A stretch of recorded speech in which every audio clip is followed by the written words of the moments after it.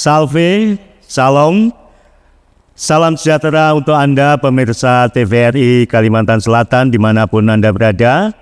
Senang sekali pada hari ini kita kembali mengikuti program Siraman Rohani Katolik TVRI Kalimantan, sebuah program untuk memperkaya, mendalami iman Katolik. Mari saya mengajak para pemirsa TVRI untuk berdoa pembuka yang akan oleh narasumber kepada Romo Bilung untuk memimpin doa pembukaan. Bapak Ibu, saudara-saudari, umat Allah yang terkasih, mari kita awali acara kita pagi hari ini dengan doa. Dalam nama Bapa dan Putra dan Roh Kudus, amin. Allah Bapa yang penuh kasih, kami mengucap syukur kepadamu atas berkat dan rahmat-Mu dalam kehidupan kami. Teristimewa pada saat ini kami ingin bersama-sama mendalami tema makna peringatan arwah semua orang beriman. Kami percaya bahwa kehidupan kami adalah milik-Mu. Oleh karena itu, kami ingin bersama-sama melihat bagaimana kematian menjadi sesuatu yang penting dalam kehidupan iman kami. Bantulah kami semua dalam mendalami tema ini. Curahkanlah terang Roh Kudus-Mu kepada kami semua, sehingga kami sungguh-sungguh mampu untuk mendalami tema ini dengan baik, demi kehidupan iman dan perkembangan iman kami.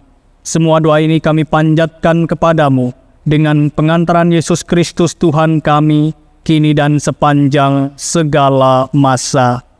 Amin. Amin. Dalam nama Bapa dan Putra dan Roh Kudus. Amin. Terima kasih, Romo. Para pemirsa yang dikasih Tuhan, kita tahu setiap bulan November, umat Katolik selalu disukakan dengan peringatan arwah semua orang beriman. Maka banyak orang Katolik datang ke makam, bahkan merayakan Ekaristi di makam. Pada hari ini kita bersama Pastor Ronaldius Bilung yang akan mendampingi kita dalam siraman rohani Katolik kita pada hari ini. Pastor, banyak orang bertanya ya, sebagai umat Katolik sebenarnya bagaimana kita memandang kematian? Baik, terima kasih Pak Abdon, Bapak Ibu, saudara-saudari umat Allah yang terkasih. Memang tema kematian itu menjadi sesuatu yang barangkali hal yang sulit untuk dibicarakan, karena memang tema ini menjadi tema yang cukup sulit ya. Artinya apa? Artinya memang kematian itu adalah sesuatu yang bagi sebagian orang itu dipandang sebagai hal yang negatif, hal yang tidak perlu dibicarakan. Toh pada saatnya nanti juga kita akan mengalami yang namanya kematian. Maka ada satu lelucon ketika orang mengatakan, apakah semua orang mau masuk surga? Begitu Pak Abdon ya. Orang mengatakan, ya saya mau masuk surga. Semua angkat tangan untuk masuk surga. Tetapi kalau dikatakan siapa yang mau duluan masuk surga, orang akan menurunkan tangan semua. Artinya bahwa memang peristiwa kematian itu menjadi peristiwa yang cukup sensitif ya. Kematian itu sesuatu yang dianggap sebagai peristiwa yang tidak perlu dibicarakan, karena memang cepat atau lambat kita akan mengalami itu semua. Bapak Ibu, saudara-saudari umat Katolik yang terkasih di mana saja Anda berada, bagi gereja Katolik ya, kematian itu pertama-tama harus dipandang sebagai sebuah peristiwa yang positif sebenarnya ya. Kematian adalah sesuatu yang memang tidak bisa kita hindarkan, tetapi juga kita diajak untuk memandang peristiwa itu secara baik, secara positif. Mengapa demikian? Karena peristiwa kematian bagi gereja Katolik bukanlah pertama-tama akhir dari kehidupan manusia. Memang dalam kenyataannya ketika orang meninggal, orang akhirnya meninggalkan dunia ini dan kemudian tidak lagi berada bersama dengan keluarganya, meninggalkan sanak saudaranya dan lain sebagainya. Tetapi gereja Katolik mengajak kita untuk sungguh-sungguh memandang bahwa kematian sungguh bukanlah akhir dari kehidupan kita. Kematian dipandang sebagai pintu masuk ke dalam kehidupan bersama dengan Bapa. Kematian menjadi jalan untuk mengalami perjumpaan yang sungguh-sungguh dengan Bapa, sehingga kematian itu menjadi pintu sebagaimana tadi saya katakan. Sehingga itulah yang menjadi dasar kenapa kemudian Gereja Katolik mengajak kita tidak memandang kematian itu sebagai suatu yang negatif, tetapi mari bersama-sama melihat kematian sebagai sesuatu yang positif. Kematian menjadi jalan, kematian menjadi pintu untuk mengalami perjumpaan dengan Tuhan. Dengan kata lain, kita mau melihat bahwa kematian adalah bagian dari perjumpaan iman kita dengan Tuhan, perjumpaan dengan Allah yang kekal. Itu yang pertama. Yang kedua, terkait dengan pandangan gereja tentang kematian. Secara teologis, kematian yang dialami oleh manusia itu memang diakibatkan oleh dosa manusia pertama, ya, Adam dan Hawa. Akibat ketidaktaatan Adam dan Hawa, manusia kemudian jatuh ke dalam dosa, dan akibat dari dosa itu salah satunya adalah kematian. Tetapi meski demikian, meski manusia jatuh dalam dosa dan mengalami dampak dari dosa itu, karena penebusan Kristus akan kehidupan manusia, maka kematian itu martabatnya diangkat. Kematian tidak lagi dilihat sebagai akibat dari dosa, tetapi bagaimana kematian itu karena penebusan Kristus atas hidup manusia, kematian diubah sungguh-sungguh menjadi rahmat, yaitu rahmat kehidupan kekal bagi kita semua. Dan rahmat kehidupan kekal itu adalah penebusan yang diberikan Kristus sendiri kepada kita melalui sengsara, wafat, dan kematiannya. Terkait dengan kematian, ada satu lagi pandangan teologis yang cukup berkembang, yang biasa kita mendengar, hidup hanya diubah, bukan dilenyapkan. Ya, kita sering mendengar itu Pak Abdon, ya. Hidup hanya diubah, bukan dilenyapkan.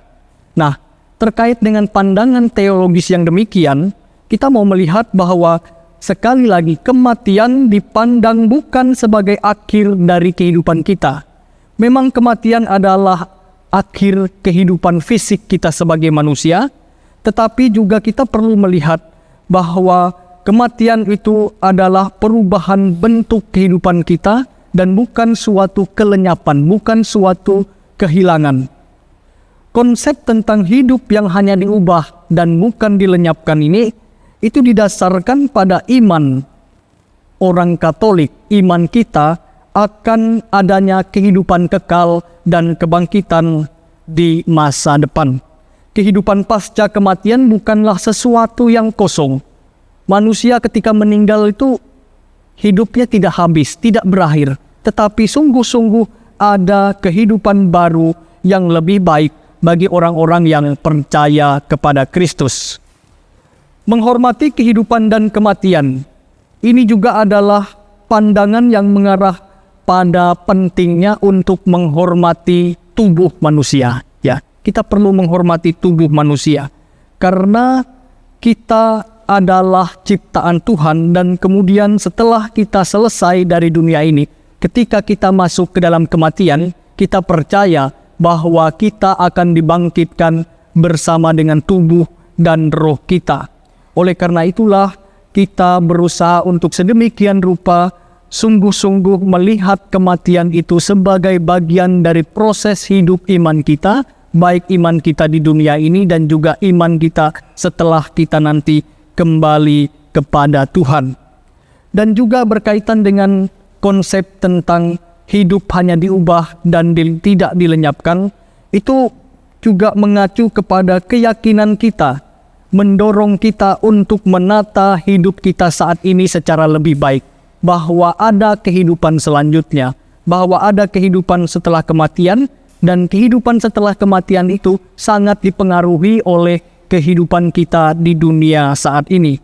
Karena itu tindakan dan pilihan kita itu sangat menentukan bagaimana kemudian masa depan kita setelah hidup di kematian atau hidup setelah kematian itu sendiri. Selain itu juga gereja Katolik memandang kematian sebagai peristiwa puncak kehidupan yang menjadi saat kita di mana kita sungguh-sungguh mempercayakan hidup kita kepada Kristus. Kita memberikan seluruh diri kita kepada Kristus melalui peristiwa kematian itu sendiri. Begitu tentang pandangan gereja pertama-tama terkait dengan peristiwa kematian. Poinnya adalah bahwa kematian bukanlah akhir dari kehidupan kita, tetapi ada kehidupan selanjutnya bersama dengan Tuhan. Demikian Pak Abdon. Terima kasih Romo. Jadi saudara sekalian, kita tahu bahwa hidup kita itu tidak berakhir pada kematian. Setelah mati, tubuh kita diubah dengan tubuh yang baru.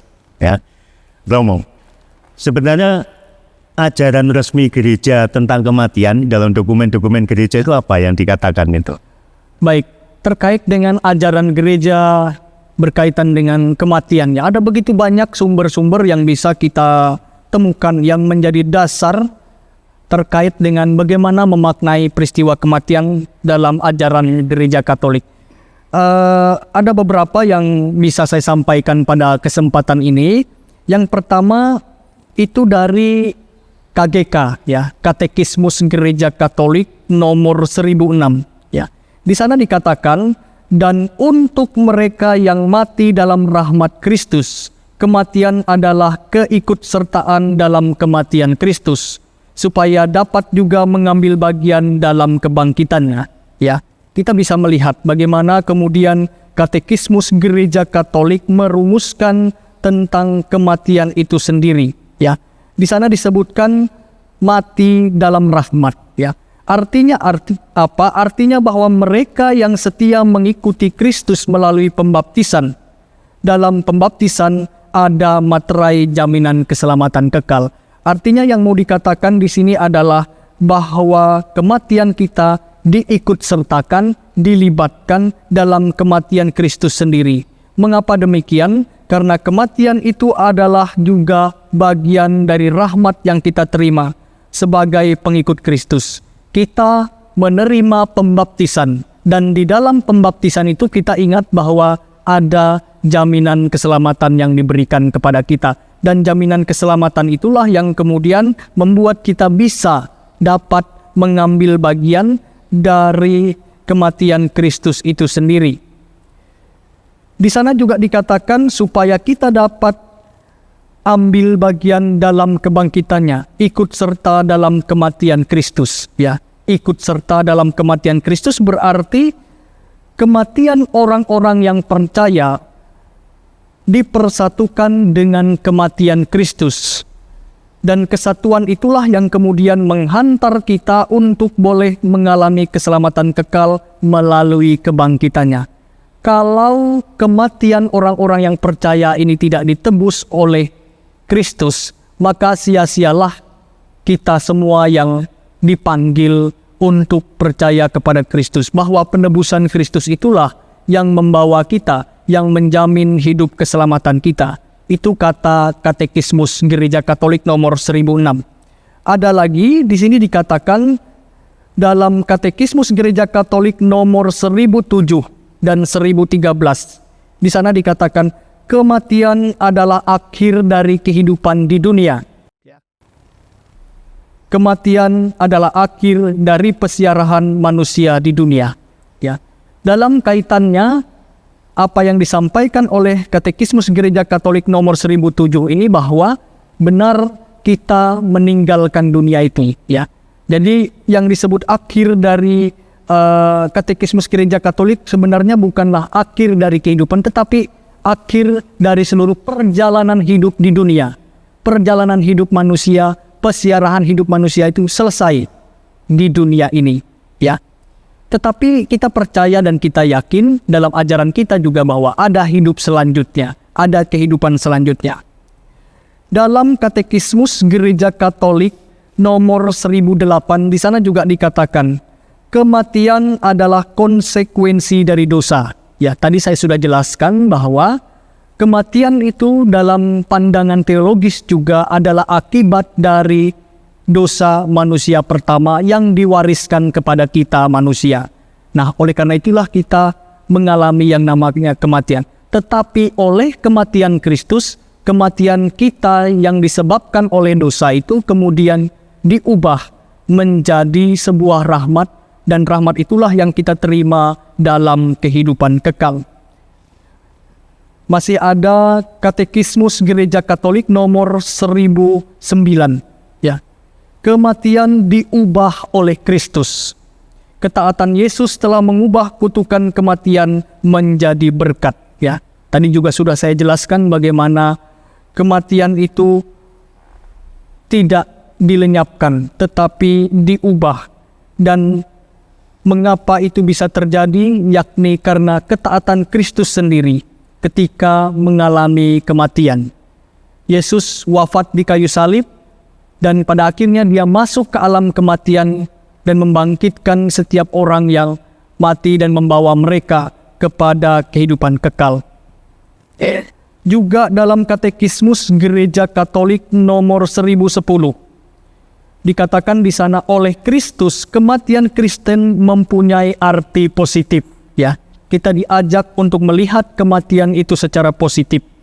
Bagiku hidup adalah Kristus dan mati adalah keuntungan. Ini yang dikatakan oleh Rasul Paulus untuk menegaskan lagi kepada kita bagaimana cara kita memandang dan melihat kematian itu secara positif.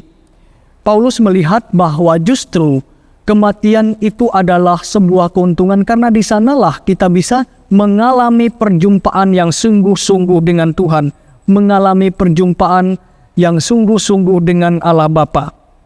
Benarlah perkataan ini, jika kita tidak mati dengan Dia, kita pun akan hidup dengan Dia.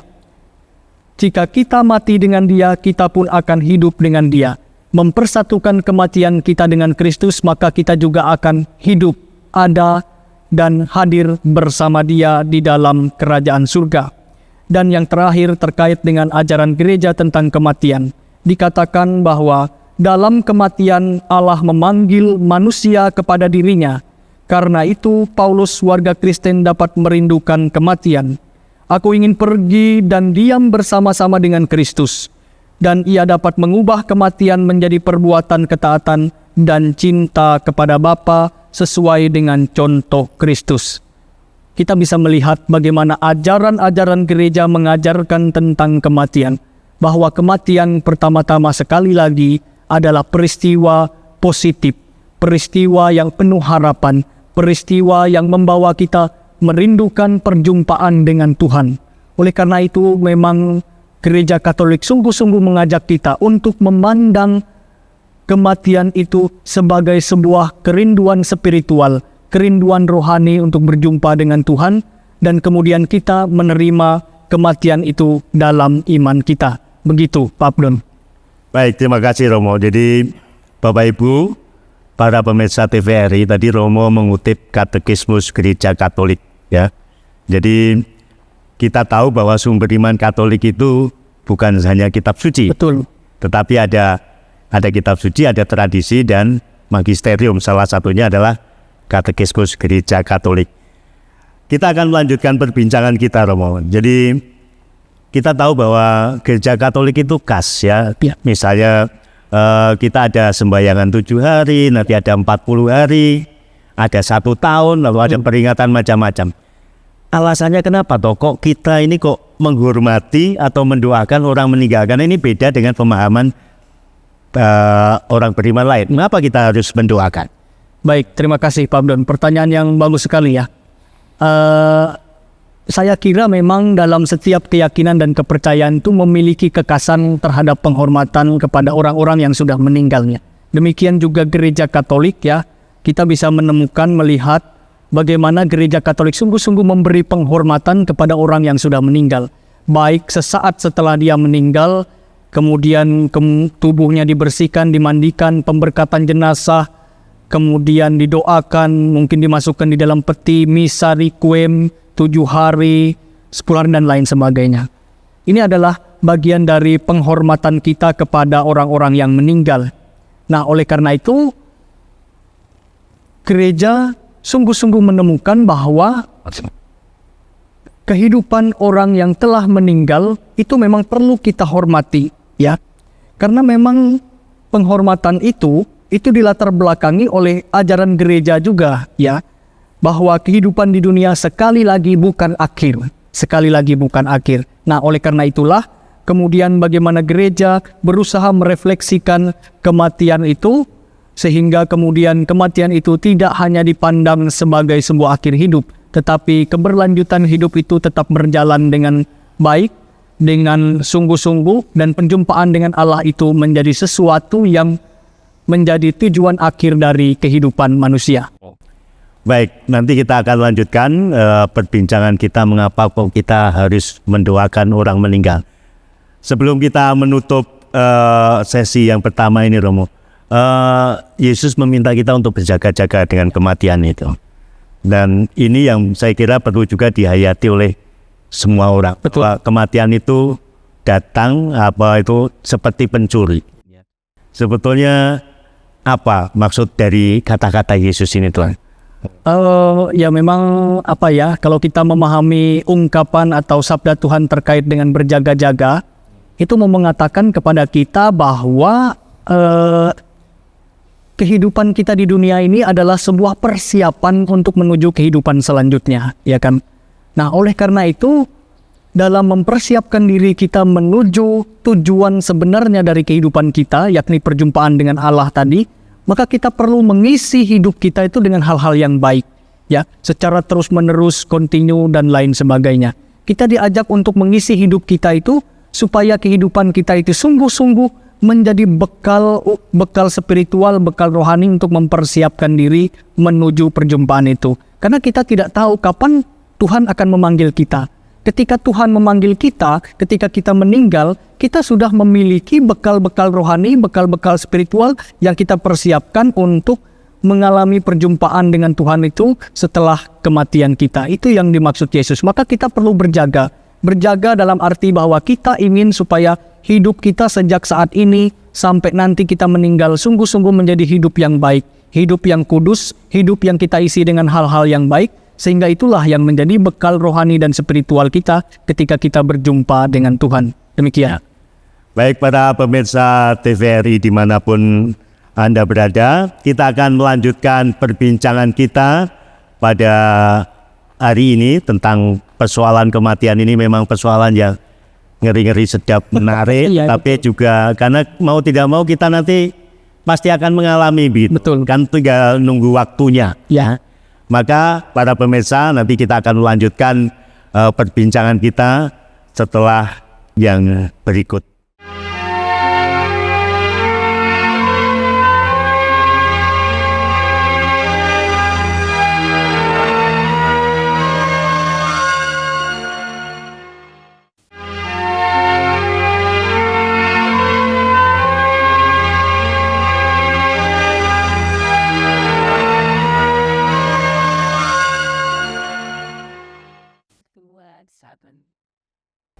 Kembali bersama kami dengan Romo Bilung, dengan Pastor Bilung, kita kembali membicarakan tentang kematian, ya. Mungkin Romo perlu diperjelas kepada umat, kenapa sih kita ini menghormati dan mendoakan orang yang sudah meninggal? Apa dasar kitab sucinya supaya umat tahu bahwa tindakan mendoakan, menghormati itu tindakan yang sungguh-sungguh sesuai dengan penghayatan iman kita sebagai orang Katolik. Baik. Terima kasih Pak Abdon untuk pertanyaannya. Mungkin kita lanjutkan lagi ya soal penghormatan, soal mendoakan orang yang telah meninggal, ya. Saya tidak tahu bagaimana kita berpikir soal orang yang telah meninggal, ya. Kita ini sebenarnya dalam gereja itu kan adalah makhluk yang diciptakan Tuhan sama dengan makhluk yang lain, ya, manusia.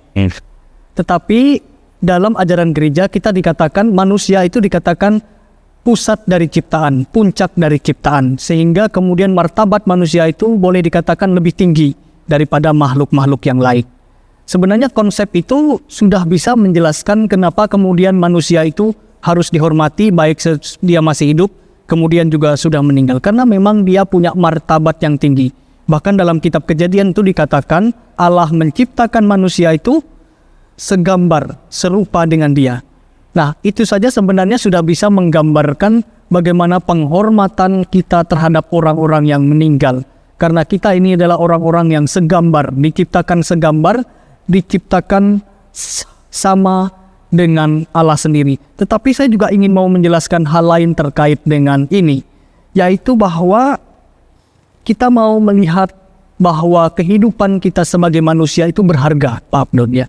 Ingat bahwa kehidupan kita sebagai manusia itu berharga, baik saat kita masih hidup di dunia dan juga saat kita meninggal. Jadi tidak salah kalau kemudian ketika orang meninggal itu kita mendandaninya dengan baik, dengan rapi, dengan sopan dan lain sebagainya. Meskipun kadang-kadang muncul celetukan, ya, dulu ketika masih hidup ya tidak pernah pakai ini, sekarang ketika sudah meninggal. Bukan persoalan itu, ya, bukan persoalan itu. Tetapi bagaimana kemudian penghormatan yang sungguh-sungguh kita berikan kepada orang yang meninggal itu. Martabat manusia sebagai ciptaan Allah yang serupa, yang sewajah dengan Allah. Itulah yang menjadi dasar kita mengapa kita harus menghormati orang yang sudah meninggal, ya. Selain itu juga kita perlu ingat, ya, bahwa kita sebagai orang Katolik itu menerima apa yang kita sebut sebagai rahmat pembaptisan. Rahmat pembaptisan itu bekerja sejak kita dibaptis sampai kita dewasa, sampai kita tua, bahkan sampai kita mati. Mengapa sampai kita mati? Karena di dalam pembaptisan, sekali lagi di sana disebutkan bahwa ada jaminan keselamatan kekal yang kita terima melalui pembaptisan, ya, melalui pembaptisan itu. Jadi katakanlah bahwa ketika kita dibaptis itu kita sudah punya tiket surga sebenarnya. Nah, tinggal bagaimana dalam hidup ini, apakah kita memelihara jaminan keselamatan itu ataukah kita justru menyia-nyiakan rahmat keselamatan itu, sehingga kemudian rahmat keselamatan yang sudah, jaminan keselamatan yang sudah diberikan kepada kita itu tidak kita terima karena hidup kita tidak kita pelihara dengan baik. Itu yang pertama. Jadi ada rahmat pembaptisan, ya, yang bekerja baik ketika kita masih hidup, juga ketika kita sudah meninggal. Kenapa rahmat itu bekerja ketika kita sudah meninggal juga? Karena di dalam pembaptisan kita menerima apa yang disebut jaminan keselamatan kekal. Itulah katakanlah tiket yang akan kita bawa nanti ketika kita sudah kembali kepada Bapa. Dan tergantung kita, apakah saya sungguh-sungguh menjaga jaminan keselamatan ini selama hidup saya? Apakah tiket ini saya jaga dengan baik? Ataukah saya justru menyia-nyiakannya sehingga kemudian rahmat yang seharusnya saya terima itu tidak atau belum saya terima? Itu kenapa kemudian kita perlu menghormati orang yang telah meninggal, ya. Yang kedua, kenapa kita perlu menghormati orang yang meninggal? Relasi manusia dalam konsep ajaran gereja Katolik itu tidak hanya relasi antara kita di dunia ini, tetapi relasi itu juga terhubung antara kita yang masih hidup dengan mereka yang telah meninggal. Nanti akan saya jelaskan bagaimana konsep atau ajaran gereja itu dibangun. Tetapi yang mau saya katakan adalah dengan menghormati orang yang sudah meninggal, dengan mendoakan orang yang sudah meninggal, kita membangun relasi spiritual, kita membangun relasi relasi rohani dengan mereka yang telah meninggal. Melalui doa-doa kita, kita merasa lebih dekat dengan mereka. Kita merasa mereka masih ada bersama kita. Meskipun secara fisik mereka sudah tidak lagi bersama kita, tetapi secara spiritual, secara rohani, mereka masih ada bersama kita. Kita masih membangun relasi yang baik dengan mereka. Nah, terkait dengan ajaran kitab suci, ya, tentang penghormatan terhadap orang-orang yang sudah meninggal, dalam Mazmur 116 ayat 15 di sana dikatakan, berharga di mata Tuhan kematian semua orang yang dikasihinya, ya. Berharga di mata Tuhan kematian orang-orang yang dikasihinya. Ayat ini mau menunjukkan kepada kita bahwa Tuhan itu sungguh-sungguh memandang serius dan berharga kehidupan serta kematian orang-orang yang percaya kepadanya, ya. Jadi kematian itu sekali lagi bukan sesuatu yang bisa kita hindari, kematian itu bukan sesuatu yang harus kita takutkan, tetapi sungguh-sungguh kita terima dalam iman kita karena Tuhan membuka dirinya untuk menerima kehadiran kita. Nah, selain itu, Pak Abdon dan Bapak Ibu, saudara-saudari yang terkasih, juga dalam kitab 2 Makabe bab 12 ayat 43 sampai 45, kita tahu dengan baik kisah ini, bagaimana Yudas Makabe dan pasukannya itu mengumpulkan uang persembahan untuk kurban penghapus dosa bagi rekan-rekan mereka yang gugur di medan perang. Ya, kita tahu bahwa dalam kisah itu banyak pasukan-pasukan yang ternyata menggunakan jimat, menggunakan apa begitu ya. Nah, setelah kematian itu Yudas Makabe melihat itu semua dan dia merasa penting untuk menghormati mereka yang sudah meninggal itu dengan cara apa? Dengan cara menebus segala dosa dan kesalahan mereka dengan memberikan kurban supaya juga mereka dalam arti tertentu menerima apa yang disebut dengan rahmat keselamatan itu. Seperti itu. Dan juga ada bentuk-bentuk penghormatan lainnya terhadap kematian, terhadap orang yang sudah meninggal. Kalau tadi kita melihat dari aspek ajaran gereja, dari aspek kitab suci, kita perlu juga melihat dari aspek-aspek yang lebih sederhana. Misalnya perlakuan hormat terhadap jenazah, ya. Kalau kita orang Katolik itu sungguh-sungguh ya memperlakukan jenazah itu dengan sangat luar biasa. Ya, kita memberikan pakaian terbaik, kita mendandani, kita memberi sepatu. Itu sebenarnya adalah bagian dari cara kita menghormati orang-orang yang telah meninggal. Ya, tubuh manusia dipandang sebagai bait Roh Kudus, sehingga jenazah harus diperlukan dengan penuh, harus diperlakukan dengan penuh rasa hormat, baik melalui penguburan maupun kremasi. Ya. Nah, terkait dengan kremasi mungkin saya ingin sampaikan sedikit ya, katekesi penting juga. Gereja sekarang memang mengharapkan kremasi itu dilakukan dengan cara misalnya dimasukkan di dalam tempatnya kemudian disimpan, tidak lagi di larung di laut ya. Itu karena apa? Sekali lagi soal penghormatan terhadap mereka yang sudah meninggal. Tubuh itu berharga. Tubuh itu adalah bait Roh Kudus. Maka ketika kita mungkin melakukan prosesi kremasi itu hendaknya abu jenazah atau abu anggota keluarga kita itu kita hormati juga. Kita simpan dan kemudian kita tempatkan di tempat yang semestinya. Itu bagian dari penghormatan kepada tubuh manusia. Dan sekarang ini memang gereja mengajak kita untuk melakukan itu, untuk menghormati jenazah, untuk menghormati abu mereka yang sudah meninggal dengan cara menyimpannya di tempat-tempat yang sudah disediakan. Ya, itu salah satunya. Kemudian yang kedua juga itu misalnya misa requiem, ya. Berdoa bagi mereka yang sudah meninggal, mendoakan jiwa atau arwah mereka yang sudah meninggal. Kita melakukan perayaan Ekaristi yang khusus kita dedikasikan untuk ketenangan jiwa-jiwa mereka yang telah meninggal. Dan selain itu juga ada peringatan-peringatan arwah ya. Misalnya 3 hari, 7 hari, 40 hari, kemudian 100 hari, mungkin nanti 1000 hari dan lain sebagainya. Mungkin saya tidak sempat menjelaskannya di sini apa itu makna 7 hari, 3 hari. Tetapi yang mau saya katakan adalah bagaimana kemudian peringatan-peringatan itu adalah bentuk atau cara kita menghormati mereka yang telah meninggal, mendoakan mereka yang telah meninggal. Karena juga melalui doa-doa kita, mereka yang telah meninggal juga menerima rahmat-rahmat melalui doa-doa yang kita panjatkan, yang kita sampaikan kepada mereka. Begitu Pak Abdon terkait dengan penghormatan dan doa kepada orang-orang, bagi orang-orang yang telah meninggal. Baik, terima kasih Romo. Jadi saudara seiman, penghormatan kita kepada orang meninggal dengan misa arwah, mendoakan intensi misa arwah ya, itu adalah bagian dari ajaran iman kita. Betul. Ya, bagian dari ajaran iman Katolik dan ada dasar kitab sucinya. Ya.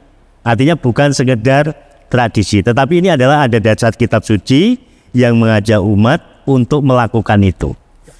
Para pemirsa sekalian, kita lanjutkan perbincangan kita. Romo, ini ada persoalan yang kadang-kadang kan gini. Ya, kita umat Katolik mendoakan orang Katolik yang sudah meninggal. Ya. Lalu bagaimana dengan nenek moyang kita yang belum Katolik? Oke. Bagaimana sikap kita? Apakah mereka ini lalu kemudian tidak masuk dalam yang tiket para kudus? Ya, betul. Ya. Oke, baik, terima kasih Pak Abdon. Bapak Ibu, saudara-saudari seluruh umat yang terkasih, menarik ya terkait dengan pembicaraan soal mendoakan atau menghormati atau keselamatan yang diterima oleh orang-orang beriman ya. Kadang-kadang ada kebingungan juga di tengah umat ya. Kita mendoakan saudara-saudari kita yang mungkin Katolik, sudah dibaptis, dan kita percaya bahwa mereka menerima yang namanya keselamatan ya kan. Nah, lalu bagaimana dengan nenek moyang atau orang-orang tua kita yang dulu mungkin dalam arti tertentu belum Katolik, belum beriman Katolik, atau mungkin tidak pernah menjadi Katolik karena memang mungkin dulu belum ada agama Katolik dan lain sebagainya. Nah, bagaimana dengan mereka? Bapak Ibu saudara-saudari yang terkasih, kita tahu bahwa gereja menyadari bahwa keselamatan itu tentu saja diberikan kepada orang-orang yang percaya kepada Kristus ya. Maksudnya itu tentu saja orang-orang yang sudah dibaptis, begitu Pak Abdun ya. Orang-orang yang dibaptis pasti menerima jaminan keselamatan melalui apa tadi? Baptisannya. Ya, melalui baptisannya. Lalu pertanyaan yang sering muncul, nah bagaimana dengan mereka yang tidak Katolik? Nenek moyang saya dulu kan belum Katolik, kakek nenek saya dulu mungkin belum Katolik. Lalu kemudian siapa lagi belum Katolik? Dan kami mendoakan mereka. Dan bagaimana soal keselamatan mereka? Kan mereka nggak baptis nih, mereka belum jadi Katolik. Lalu kami mendoakan mereka, apakah doa kami dijawab begitu ya? Apakah doa kami juga itu membuat mereka juga boleh menerima keselamatan? Kita akan menemukan jawabannya sebenarnya dalam ajaran gereja juga ya. Dalam katekismus gereja Katolik itu ada. Hanya saya tadi agak lupa mencatat nomor berapa. Tetapi yang saya ingat dikatakan seperti ini. Bahwa keselamatan itu diberikan kepada orang-orang yang percaya kepada Kristus, itu pasti. Tetapi bagi orang-orang yang belum atau tidak mengimani Kristus, ya, entah karena belum mengenal Kristus, entah karena mungkin mereka dulu belum ada gereja, belum ada agama dan lain sebagainya. Tetapi sejauh mereka melakukan hal-hal baik dalam hidup mereka, sejauh mereka melakukan nilai-nilai kebaikan semasa hidup mereka, gereja mengajarkan bahwa orang-orang seperti ini akan tetap menerima rahmat keselamatan. Jadi tidak usah takut bahwa nenek moyang kita, keluarga kita zaman dulu yang generasi keberapa itu, ketika kita doakan tuh, lalu kita kemudian ragu-ragu dan bertanya-tanya, apakah memang mereka ini akan mengalami keselamatan? Apakah memang mereka ini nanti akan diselamatkan, akan juga menerima berkat rahmat kehidupan kekal itu? Sekali lagi, kalau di dalam kehidupan mereka dulu, ketika mereka masih hidup, pun kalau mereka belum meyakini Kristus, belum dibaptis, belum tahu tentang persoalan agama dan lain sebagainya, tetapi sejauh mereka hidup dalam hidup yang baik, melakukan hal-hal yang baik, menghidupi hal-hal yang baik dalam hidup mereka, gereja percaya bahwa mereka juga akan diselamatkan. Ya. Jadi sejauh mereka melakukan hal-hal yang baik, itu juga akan diperhitungkan sebagai bagian dari orang-orang yang percaya, dan tentu kita dalam iman kita percaya mereka juga akan bersekutu, bersatu bersama dengan para kudus di dalam kerajaan surga karena ganjaran yang mereka terima karena kebaikan-kebaikan hidup mereka. Begitu Pak Abdul. Jadi belas kasih Allah itu tidak tertutup, tidak terbatas, mereka, betul ya. Artinya kita masih bisa mendoakan mereka dan punya keyakinan kalau baik bisa saja ya, selamat. Ya. Gitu ya. Oleh karena itulah Pak Abdon, kenapa kita merayakan 2 November itu sebagai peringatan arwah umat orang beriman? Karena kita tidak tahu orang-orang yang dulu keluarga kita yang sudah meninggal itu kapan. Maka gereja kemudian memutuskan mengambil sebuah sikap, mari kita jadikan satu hari itu untuk mendoakan siapa saja, entah yang masih kita ingat, entah yang kita tidak ingat, nenek moyang kita doakan mereka semua. Dan kita percaya bahwa melalui doa-doa kita itulah mereka pasti akan menerima rahmat keselamatan itu. Itulah salah satu makna juga dari peringatan arwah semua orang beriman 2 November itu. Bukan hanya mendoakan keluarga-keluarga kita yang kita kenal ya, yang biasanya kalau intensi itu kan panjang sekali begitu ya mendoakan. Tapi mungkin juga ada keluarga-keluarga sanak saudara kita yang mungkin kita tidak kenal, yang mungkin sudah mendahului kita, yang mungkin meninggal tetapi mungkin kita tidak tahu makamnya di mana, namanya di mana, kapan meninggalnya. Itu juga kita doakan dan kita satukan dalam intensi-intensi pada tanggal 2 November itu. Jadi seluruh orang beriman, baik yang kita kenal maupun yang tidak kita kenal, anggota keluarga, semua kita satukan dalam doa itu supaya mereka juga sungguh-sungguh menerima rahmat keselamatan itu. Begitu. Ya, baik, terima kasih Romo, penjelasan yang menarik. Para pemirsa, kita akan melanjutkan perbincangan kita ya. Roh, bagaimana sebenarnya gereja Katolik itu memandang antara kehidupan kita yang di dunia yang masih hidup ini dengan nanti setelah mati, apa ada hubungannya gitu, maksudnya termasuk juga nanti apakah kita masih punya hubungan dengan mereka yang sudah meninggal itu? Oke. Ya. Baik, pertanyaan yang menarik juga ini Pak Abdon terkait dengan relasi ya, hubungan antara kehidupan di dunia saat ini kita dengan juga kehidupan orang yang telah meninggal atau kehidupan selanjutnya setelah kita meninggalkan dunia ini. Jadi begini, pertama-tama saya mau mengatakan bahwa ajaran gereja itu begitu kaya terkait juga dengan ajaran gereja tentang kematian ya, tentang kehidupan orang yang masih hidup, orang yang sudah meninggal, dan bagaimana relasi antara dua kehidupan ini, kehidupan yang orang yang masih hidup dan kehidupan orang yang telah meninggal. Nah, terkait dengan itu, terkait dengan kehidupan di dunia dan kehidupan setelah kematian, saya ingin mengajak kita, Bapak Ibu, Saudara-saudari terkasih, untuk memahami terlebih dahulu apa yang dimaksud dengan konsep gereja sebagai umat Allah. Ya, konsep gereja sebagai umat Allah. Ya, gereja dalam pengertian umat Allah adalah persekutuan mereka yang percaya kepada Kristus. Ya, jadi kita tidak membatasi pemahaman gereja itu terkait dengan gedung gitu ya. Tidak, gereja itu adalah kita, umat Katolik, kita yang percaya kepada Kristus, itulah gereja. Kita yang bersekutu bersama-sama memusatkan hidup kita kepada Kristus, itulah gereja.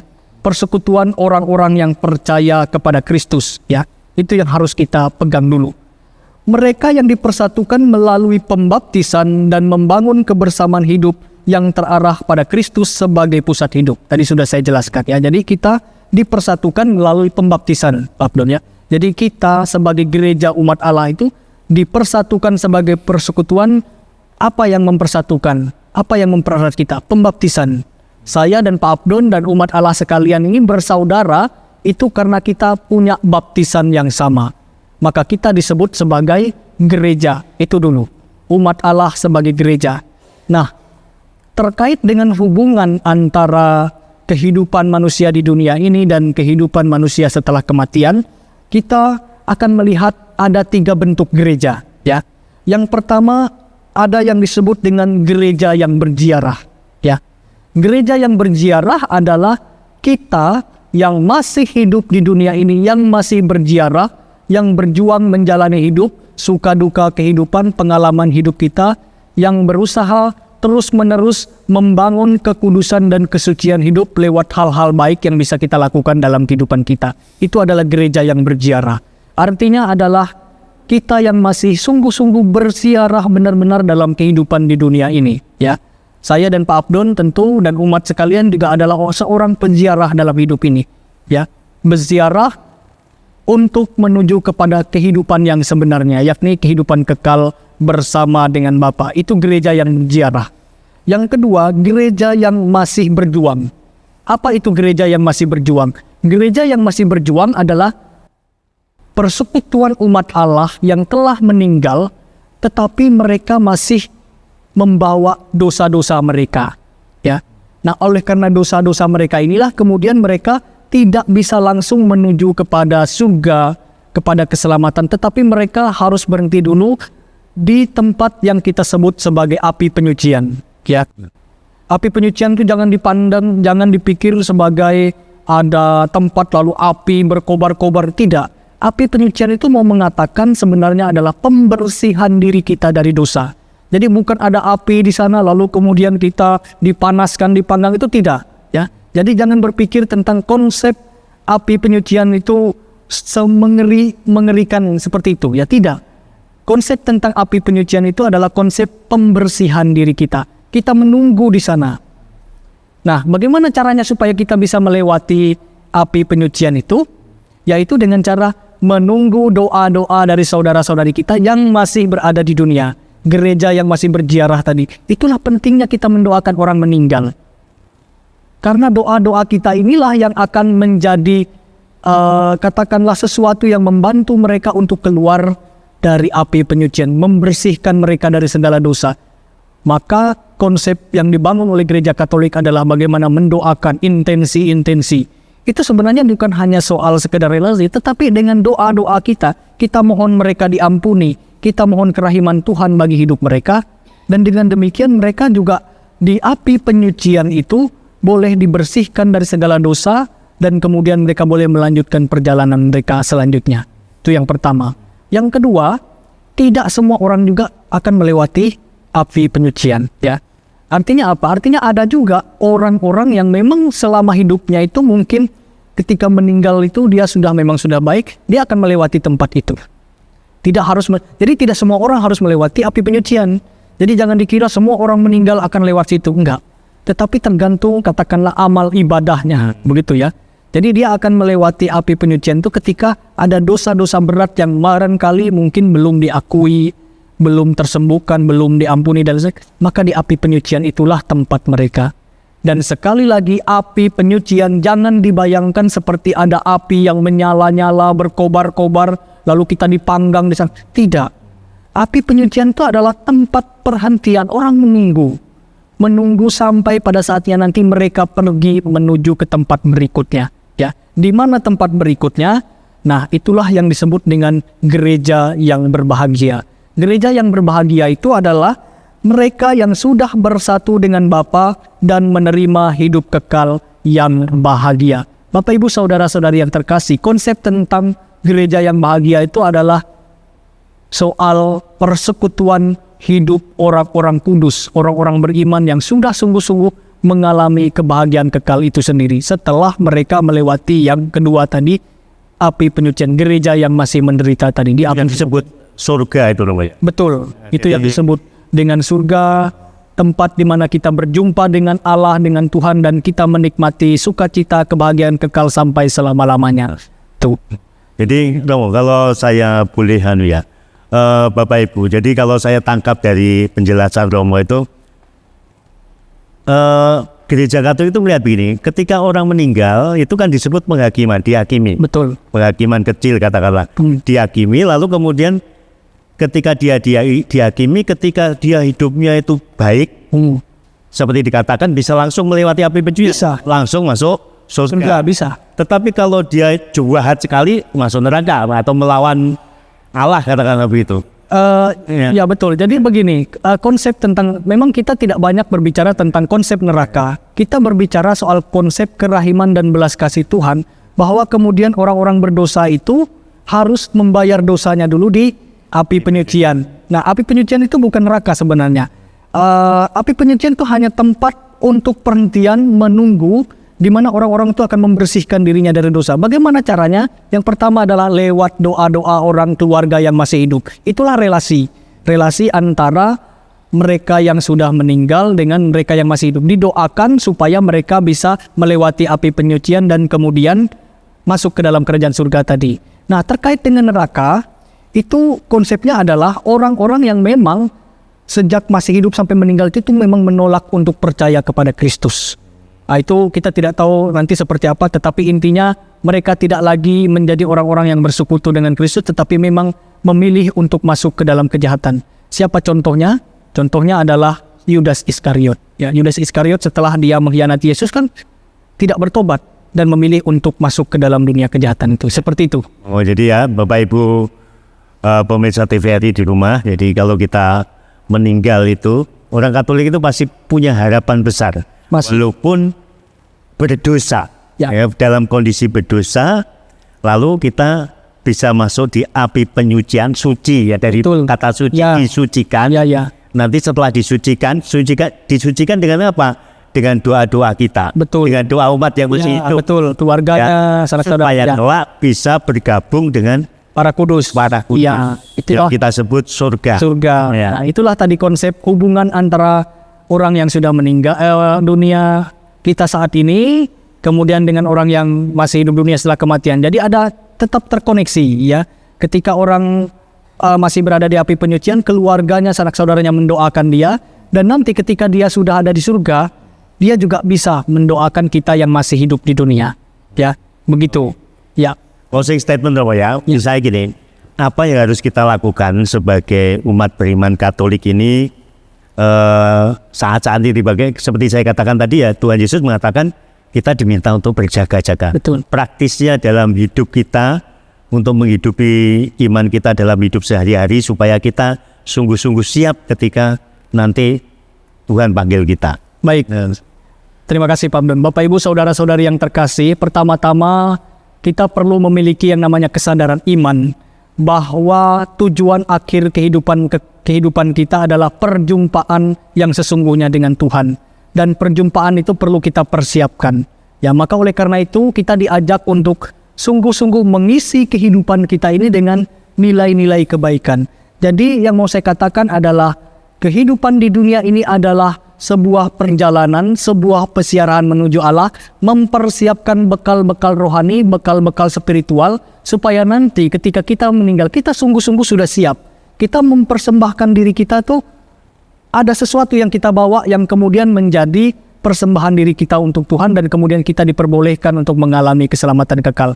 Artinya apa? Mari kita bersama-sama membuat hidup kita ini layak di hadapan Tuhan dengan menghindari dosa-dosa, karena seringkali yang menjadikan kita itu tidak sampai kepada keselamatan kekal itu karena hidup kita diwarnai dan dipenuhi oleh dosa-dosa. Mari kita bersama-sama hidup dalam nilai-nilai kebaikan dan kemudian kita persiapkan diri kita, karena tujuan akhir kehidupan kita adalah perjumpaan dengan Tuhan yang kita terima melalui keselamatan yang dijanjikan Allah sendiri kepada kita. Terima kasih.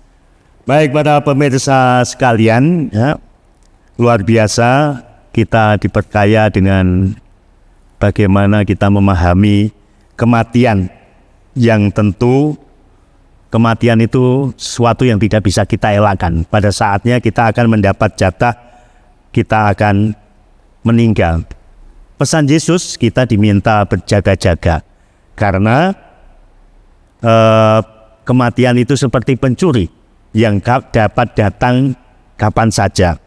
Oleh karena itu, dalam pembicaraan tadi, bagaimana kita mengisi hidup kita, ya kita harus menjalani hidup kita dengan memperkaya kita dengan kerohanian, nilai-nilai rohani, pelayanan, dan sebagainya. Para pemirsa, dimanapun Anda berada, tak terasa waktu sudah habis semua kita. Mari kita berdoa supaya kita dapat berjumpa lagi di lain kesempatan dengan acara yang sama. Untuk menutup pertemuan ini, saya mohon kepada Romo untuk memberi berkat bagi kami, juga kepada para pemirsa yang ada di rumah. Silakan Romo. Baik. Tuhan bersamamu dan bersama roh. Semoga kita semua, keluarga kita, komunitas kita, pekerjaan dan usaha-usaha kita, hal-hal baik yang kita upayakan dalam kehidupan kita, teristimewa bagi saudara-saudari kita, keluarga kita, kerabat kita, orang-orang yang telah mendahului kita menghadap Bapa. Kita semua diberkati oleh berkat Allah yang Maha Kuasa, Bapa dan Putra dan Roh Kudus. Amin. Terima kasih, Tuhan memberkati.